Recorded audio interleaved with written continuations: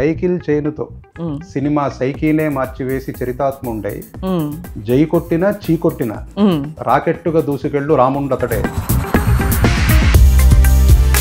పేరు నాకు చాలా నచ్చేసింది, వోడ్కా విత్ వర్మ. ఈ ధైర్యం ఉండాలి కదండి అలాంటి పేర్లు పెట్టడానికి. కాఫీ కంటే కూడా డైలీ వోడ్కా తాగుతారని అందరికీ తెలుసు, లోక విదిత్వం. ఆయన ఇప్పుడు కూడా ఇది దాచుకోరు. పాట అక్షరం శిరాలోంచి వస్తుంది, కానీ ఆలోచన దర్శకుడు శిరస్సులోంచి వస్తుంది. సో ఆయన ఓకే చేశారు అంటే అది. ప్రేమ పెళ్ళిళ్ళ మీద మీకు ఏమనిపిస్తుంది అసలు?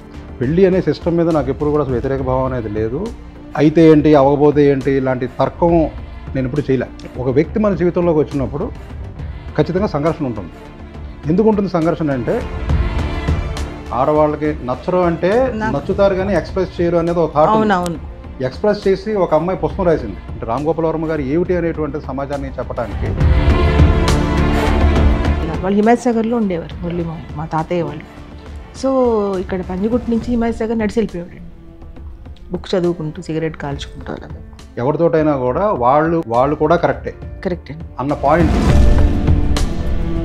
జై కొట్టినా చీ కొట్టినా ఈయన రాకెట్లో తీసుకెళ్తూనే ఉన్నారు ఎప్పటి నుంచో కూడా. సో అది సమాజం ఆయన చూసేటువంటి